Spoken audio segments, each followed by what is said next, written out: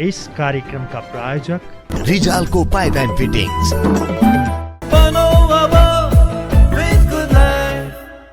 बन्धन cement Nepal गुणस्तर चिन्ह प्राप्त, साथ प्रविधि र गुणस्तरको।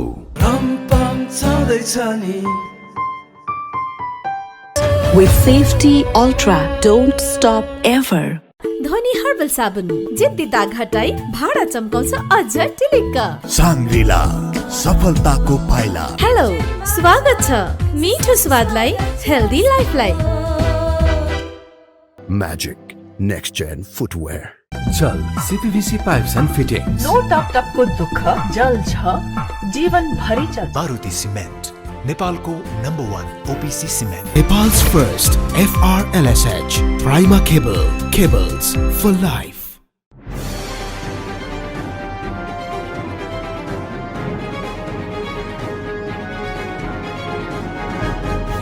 दर्शकहरू, कार्यक्रम उज्यालो प्रदेशमा यहाँहरूलाई स्वागत छ। म विनोद विश्वकर्मा। हामी कार्यक्रम उज्यालो प्रदेशमा प्रदेशका विविध गतिविधिहरूलाई उजागर गर्ने गर्छौँ। प्रदेश एक भित्रका विविध विषयवस्तुलाई सूक्ष्म विश्लेषण गर्दै समस्याको उठान र व्यवस्थापन बारेमा कार्यक्रम उज्यालो प्रदेश मार्फत विचार विमर्श गर्ने गर्दछौँ। दर्शकहरू, कार्यक्रम उज्यालो प्रदेशको आजको अङ्क सुरु गरौँ साप्ताहिक गतिविधिबाट।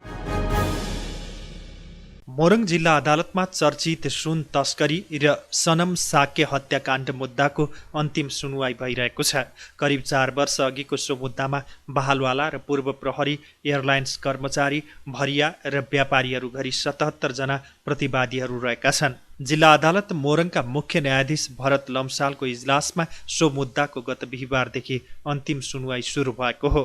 बुझ्नुपर्ने केही नभए र लगातार सुनवाई भएमा 2-4 दिनमा मुद्दाको फैसला आउने मोरङ जिल्ला अदालतका श्रेष्ठदार टिकेन्द्र वीर जङ राणाले जानकारी दिनुभयो। प्रक्रिया अब बिचमा भएका आदेशहरू सबै कार्यान्वयन भइसकेर नियमित पेशीमा छ हैन।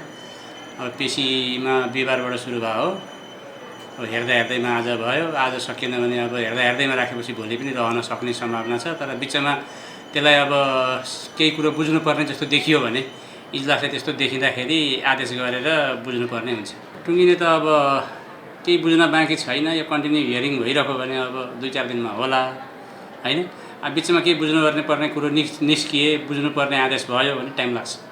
सो मुद्दाका प्रतिवादीहरूलाई अपराधिक समूह स्थापना र सञ्चालन, सुन चोरी पैठारी र निकासीको अवैध कारोबार, अपहरण तथा शरीर बन्धक र कर्तव्य ज्यान मुद्दा लगाइएको छ।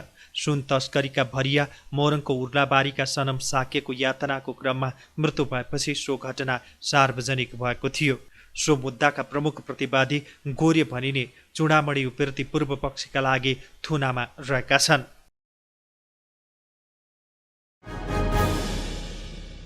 भाइरल ज्वरो र रुगा खोकीको बिरामीको चाप बढेपछि विराटनगर स्थित कोशी अस्पतालको आकस्मिक कक्षमा बेड अभाव भएको छ।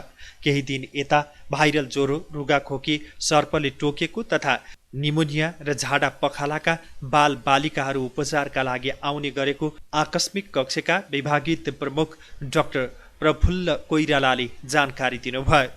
उहाँले आकस्मिक कक्षमा दैनिक 100 जना जति बिरामीहरू आउने गरेकामा 20 जना जति बाल बालिकाहरू रहने गरेको बताउनु भयो। प्रायः अहिले चाहिँ झाडाबान्दाको सिजन भएकोले गर्दाखेरि बर्खायाम पनि छ। अनि त्यसले गर्दा चाहिँ अब झाडाबान्दा भएको बिरामीहरू, त्यसपछि अलिअलि बच्चाहरूमा चाहिँ तपाईँको खोकीहरू लागेको भाइरल टाइपको निमोनियाहरू भएको पखलाहरू चलेको बिरामीहरू चाहिँ अलिक बढी बढ्नु भएको छ बच्चाहरूको। बेड चाहिँ अब हाम्रोमा अहिले 10 बेडको छ। अनि प्लस हामीसित अब्जर्भेसन पनि थियो। अब्जर्भेसन चाहिँ अहिले हाम्रो कोभिड चलाइरहेको छ, आइसिएससी वार्डमा छ। त्यसले गर्दा चाहिँ आइसिएससी वार्डको नभएकोले गर्दा चाहिँ हामीलाई अलिकति कमी भएको छ।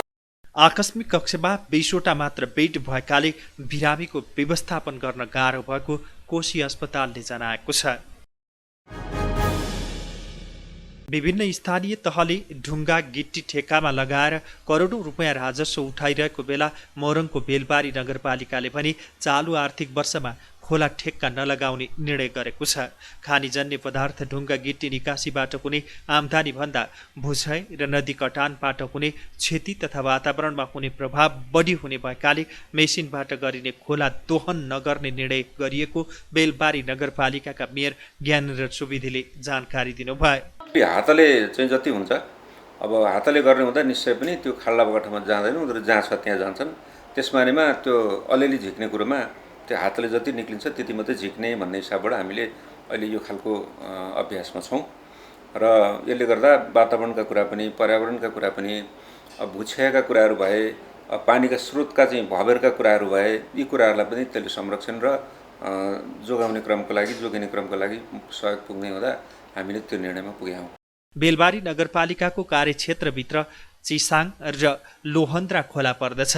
गत आर्थिक वर्षमा बेलबारी नगरपालिकाले गिट्टी ढुङ्गा ठेक्काबाट चिसाङ खोलातर्फ 7 करोड र लोहान्द्रा खोलाबाट 4.5 करोड रुपियाँ आम्दानी गरेको थियो। मेसिनबाट गिट्टी ढुङ्गा झिक्दा एकातिर खोलामा आश्रित गरिब मजदुर परिवारलाई जीवनयापनमा समस्या हुने र अर्कोतिर पानीको मुहान सुक्दै जाने समस्याका कारण राजस्व आम्दानीलाई भन्दा वातावरणीय प्रभावलाई प्राथमिकता दिएको मेयर ज्ञानेन्द्र सुवेदीले बताउनुभयो। हामीले समग्र हेर्दाखेरि भूगोलको कुरालाई अनि जनताको सुविधाका कुरालाई, सहजताका कुरालाई त्यो लगाएर चाहिँ आम्दानी नै मात्रै हुन्छ भनेर अरू क्षेत्रहरू त्यसबाट जोडिने असर पर्ने ठाउँ चाहिँ अरू पनि ठाउँ भएका हुँदाखेरि अब त्यो खालको कुरालाई हामीले मध्यनजर गरेर त्यो टुङ्गोमा पुग्यौँ। चिसाङ र लोहन्द्रा खोलामा करिब 1500 परिवार आश्रित रहेका छन्। खोला दोहनमा मेसिन प्रयोग गरेकै कारण नदी कटानको समस्या समेत बढेको बेलबारी नगरपालिकाले जनाएको छ।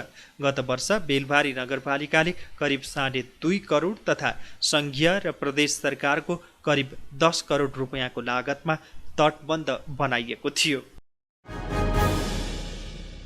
विराटनगर महानगरपालिकाले यात्रुको बढी चाप हुने कोशी राजमार्गको बरगाछे घाँस चोक र कञ्चनबारीमा बनाउन लागेको 3वटा आकाशे पुल निर्माणको काम अलपत्र परेको छ। गत आर्थिक वर्षमा नै निर्माण सम्पन्न गर्ने गरी करिब 2 करोड 47 लाख रुपियाँमा निर्माण गर्न लागि आकाशे पुल स्थानीयले विरोध गरेपछि काम नै रोकिएको छ। स्रोत सुनिश्चितता र राइट अफ वे खाली गरेपछि मात्र कुनै पनि निर्माण कार्यको टेन्डर प्रक्रियामा जानुपर्ने कानुनी प्रावधान विपरीत निर्माण स्थल खाली नै नगरी टेन्डर गरिएकाले निर्माण कार्य अवरुद्ध भएको छ। जनसहयोग, जनसहभागिता र जनसमर्थन बिना विकास निर्माण सम्भव नभएकाले सरोकारवालाहरूसँग छलफल गरेर आकाशे पुल निर्माण गरिने विराटनगर महानगरपालिका प्रमुख प्रशासकीय अधिकृत उमेश बस्नेतले जानकारी दिनुभयो। विकासमा चाहिँ जनसहभागिता बिना चाहिँ यो कुराहरू सम्भव छैन। जनसमर्थन, जनसहभागिता, जनसहयोग बिना विकास सम्भव छैन। जनताकै लागि अथवा उहाँहरूकै जनताकै मागको लागि पहिले योजनाहरू चाहिँ गरेको अब यहाँ चाहिँ जनप्रतिनिधिहरूको पनि प्रतिबद्धतासहित आएको र जनताको मागअनुसारै जनप्रतिनिधिले पनि प्रतिबद्धता गरेको कुरा त स्वाभाविक भयो। र पहिले चाहिँ सर्वे पनि गरेको थियो। सर्वे गर्दाखेरि स्थानीय जनतालाई कुनै पनि त्यो अवरोधहरू जनाएको स्थिति रहेछ। नगरपालिकाको इफोर्ट चाहिँ छ र अहिले हामी त्यसरी चाहिँ अहिले चाहिँ तुरन्तै ब्याक हुने स्थिति चाहिँ छैन। हाम्रो अहिले अन्तिम उसमा चाहिँ स्थानीय सरोकारवाला हामी त्यो जहाँ हामीले चाहिँ पहिले प्राविधिक सर्वे गरेर जहाँ बनाउने भनेको थियो त्यही ठाउँमा बनाउने र त्यसपछि स्थानीय सरोकारवालाहरू बोलाएर कन्भिन्स गरेर कुनै पोइन्टमा चाहिँ सहमति गरेर हामी बनाउने उसमा छौँ। एकातिर स्थानीयले आफ्नो जग्गा अगाडि आकाशे पुल बनाउन नदिने र अर्कोतिर शिलान्यास गरिएको स्थानभन्दा अन्यत्र आकाशे पुल निर्माण सारिने गरेकाले निर्माण कार्यमा अवरोध आएको ठेकेदारले बताएका छन्। आकाशे पुलको 2077 माघ 28 गते ठेक्का लागेको र 2077 साल चैत्र 2 गते विराटनगर महानगरपालिकाका मेयर भीम पराजुलीले आकाशे पुल निर्माणको शिलान्यास गर्नुभएको थियो। महिलाको मुद्दालाई छिटो र सरल रूपमा सम्बोधन गर्न राष्ट्रिय महिला आयोगले प्रदेश तथा जिल्ला स्तरसम्म आफ्नो कार्यालय विस्तार गर्ने तयारी गरेको छ। राष्ट्रिय महिला आयोगले विराटनगरमा आयोजना गरेको महिला हिंसा निवारणका लागि सुरक्षा निकायसँग रणनीतिक योजना बैठक र अन्तर्क्रिया कार्यक्रममा राष्ट्रिय महिला आयोगकी सदस्य कृष्ण कुमारी खतिवडाले महिला तथा लैङ्गिक हिंसा, महिला बेचबिखन र अपराधका मुद्दाहरू हेर्ने गरी आयोगले कार्यालय विस्तारको योजना बनाएको जानकारी दिनुभयो। उहाँले पछिल्लो समय बढिरहेको महिलामाथि हुने हिंसा जस्ता कार्यलाई सम्बोधन गर्न राष्ट्रिय महिला आयोगले 5 वर्षे रणनीति बनाउन लागेको र सुरक्षा निकाय र कानुन कार्यान्वयन गर्ने निकायहरू समन्वय र सहकार्य गरिने बताउनुभयो। पछिका घटनाहरू विद्यालयमा घट्ने भएकोले गर्दा धेरै बालबालिकालाई ठकाउने, फसाउने अनि 9 वर्षे विद्यार्थीहरू हिंसामा पर्ने धेरै भएकोले राष्ट्रिय महिला आयोगले विभिन्न जिल्लामा बाँके प्रक्रियामा मजाले कार्यक्रम गरिसकेको छ। सो कार्यक्रममा सहभागीहरूले कानुनी जटिलता र कानुन कार्यान्वयनमा देखिएको ढिलाइका कारण पनि महिला हिंसा जस्ता जघन्य अपराधहरू वृद्धि भएको धारणा राखेका थिए। सहभागीहरूले दिएको सुझावलाई समेटेर आयोगले 5 वर्ष रणनीतिक योजना बनाउने सो कार्यक्रममा जानकारी दिएको थियो। उहाँहरूको चाहिँ यसमा चाहिँ असाध्यै ठुलो भूमिका एकदम सक्रियता साथ हुन्छ। त्यसमा जस्तो अहिले न्याय समितिको कुराहरू हो त्यसलाई हामीले अलिकति सक्रिय पनि गर्न सकिरहेको छैनौँ। अलिकति त्यसलाई सक्रिय गराउनु पर्ने आवश्यक हुन्छ। महिला आयोगले काम गरिरहेको छ जस्तो लाग्छ मलाई।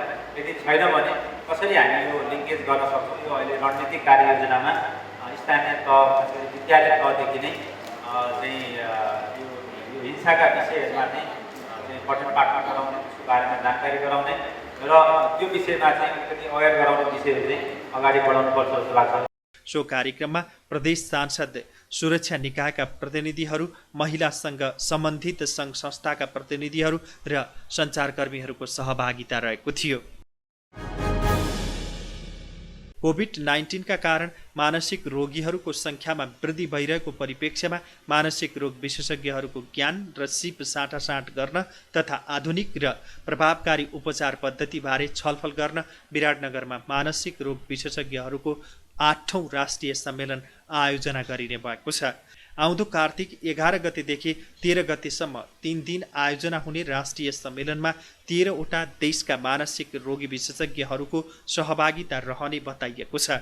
करिब 300 जना विशेषज्ञ डाक्टर र विज्ञहरूको सहभागिता रहने सो सम्मेलनमा 32वटा कार्यपत्र प्रस्तुत गरिने जानकारी दिइएको छ। मानसिक रोगीलाई अझै पनि सरकारले प्राथमिकतामा नराखेका कारण यसबाट परिवार, समाज र मुलुक नै प्रभावित भइरहेकाले मानसिक स्वास्थ्यमा बहुपक्षीय साझेदारी हुनुपर्ने सङ्घको मागलाई मुख्य एजेन्डा बनाइएको आयोजक समितिका अध्यक्ष डाक्टर नवराज कोइरालाले जानकारी दिनुभयो। मानिसको उमेर अनुसार, मानिसको लिङ्ग, मानिसको तपाईको जात अथवा मानिसको चाहिँ आर्थिक स्थिति अनुसार फरक होला, तर सबैमा बराबर भेटिएको छ। त्यो गोरा, काला, नेपाली, इन्डियन, अमेरिकन, जुनसुकै क्षेत्रमा पनि एक जसो राष्ट्रमा मानसिक स्वास्थ्यलाई सधैँ पनि पिछडिएको र सबैभन्दा नेग्लेक्टेड एरिया छ। किनभने तपाईँले सरकारले सबैभन्दा बढी तपाईँको चाहिँ केमा ध्यान दिन्छ भने जुन बिमारी, जुन रोगमा त्यसको चाहिँ स्ट्याटिस्टिक्स आउँछ, तथ्य आउँछ, जुनको विवरण आउँछ, त्यस्तोलाई सबैभन्दा बढी प्राथमिकता दिन्छ। नेपाल मनोचिकित्सक सङ्घको आयोजनामा राष्ट्रिय सम्मेलन हुन लागेको हो। अब पालो रिपोर्टको।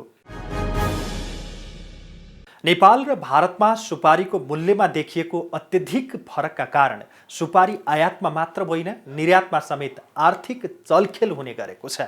नेपालमा 380 रुपियाँ प्रति किलो पर्ने सुपारी भारतमा करिब 600 रुपियाँ प्रति किलोमा बिक्री हुन्छ। भारतले नेपालको उत्पादन भन्दै सुपारी निकासीका लागि कोटा समेत दिएको छ।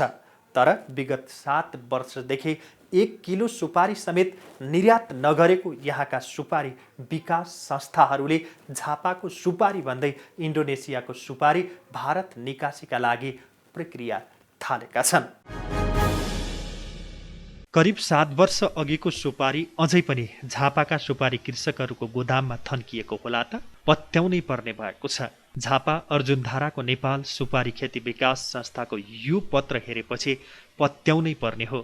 त्यसमा पनि झापाको कृषि ज्ञान केन्द्रले ठोकेरै 9772 मेट्रिक टन सुपारी विभिन्न कारणले बिक्री हुन नसकेको र निकासीका लागि सहमति दिएपछि नपत्याइ भो झापाका कृषकहरूको करिब 10,000 मेट्रिक टन सुपारी थन्किएर बसेको बेला गत आर्थिक वर्षको चैत मसान्तमा झापाकै प्रधानमन्त्री भएका बेला किन 25,000 मेट्रिक टन सुपारी आयातका लागि कोटा दिएका होलान्? आफ्ना जनताको कृषि उत्पादन बिक्री नहोस् भनेर कोटा खोलेको त पक्कै होइन होला, तर यथार्थ भने त्यस्तो होइन।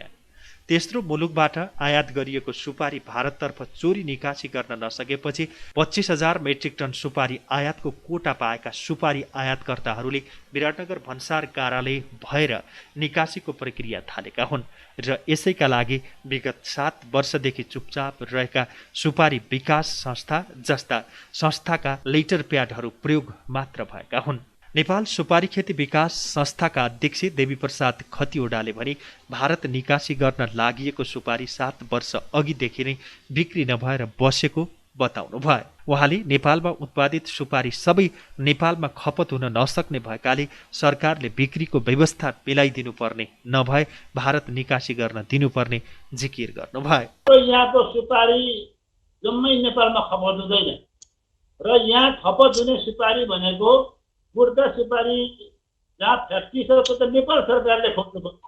हामी गाउँघरका किसानले त्यहाँ नेपालको कुन कुन ठाउँमा बिरगञ्ज भैरवा छ कि बिपोल छ त्यो हाम्रो चिन्ता चासोको विषय होइन।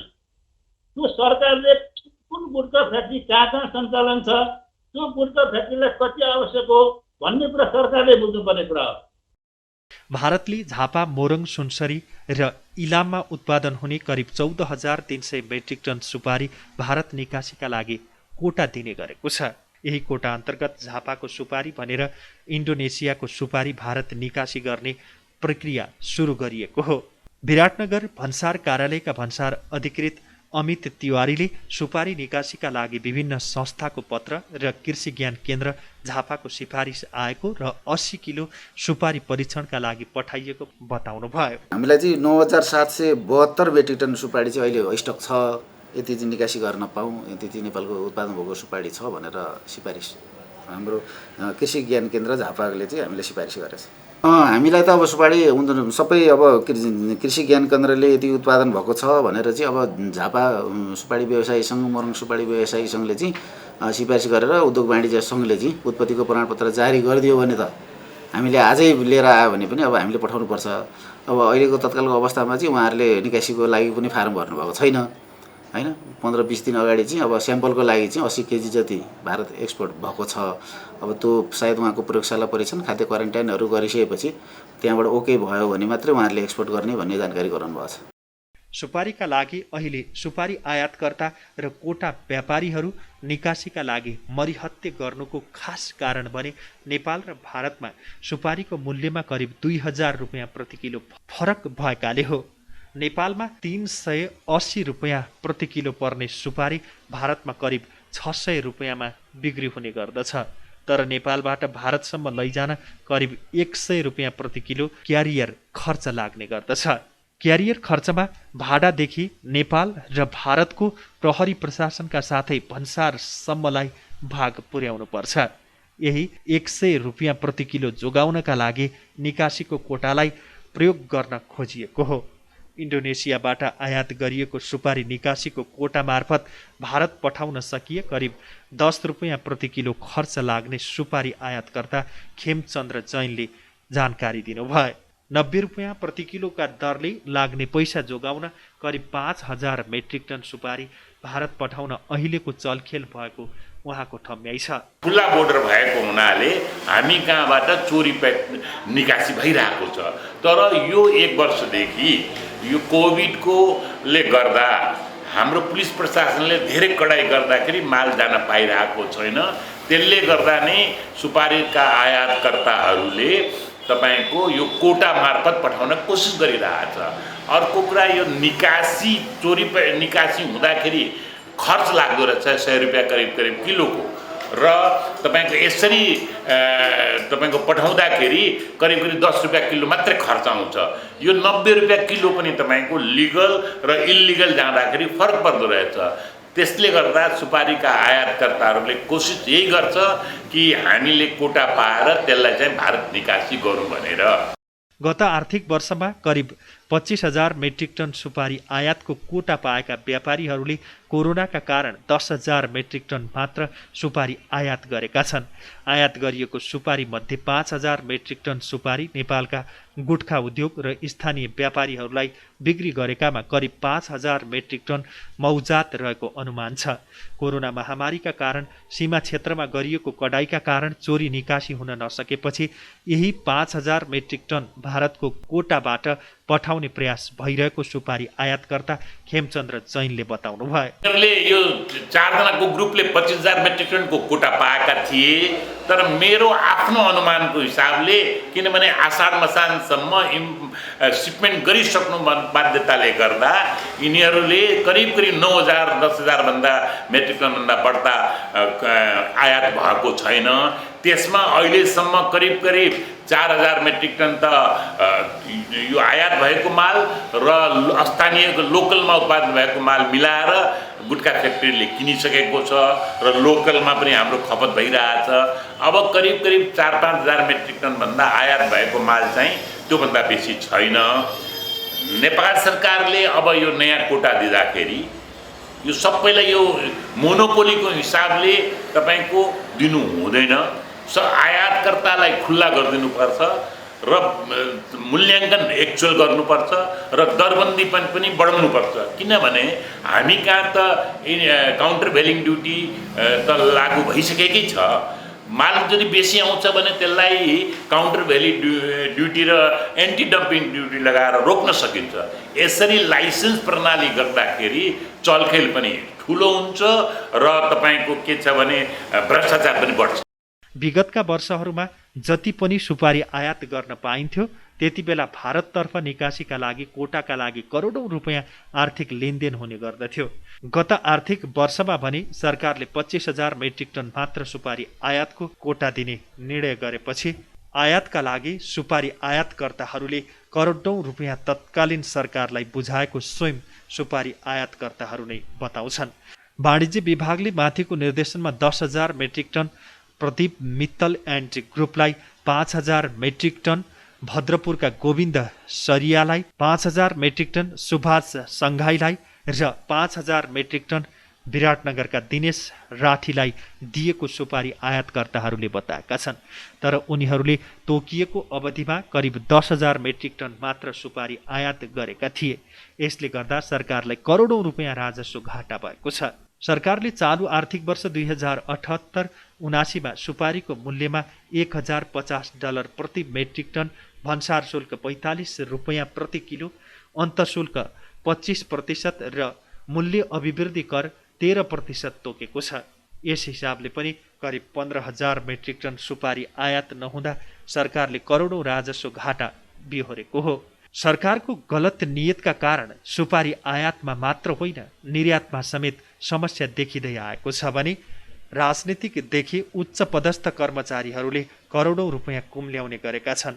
इन्डोनेसियामा $2,500 प्रति मेट्रिक टन पर्ने सुपारीको मूल्याङ्कन नेपालमा $1,050 प्रति मेट्रिक टन तोकिएकाले पनि गलत नीति प्रष्ट देखिएको छ।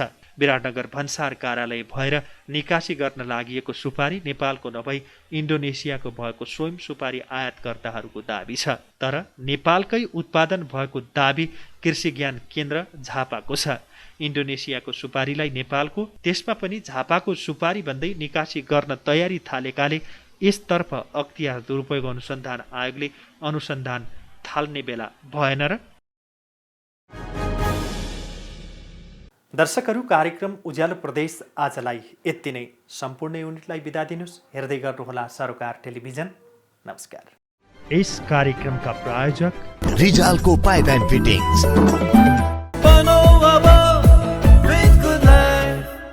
बन्धन सिमेन्ट नेपाल गुणस्तर चिन्ह प्राप्त, साथ प्रविधि र गुणस्तरको।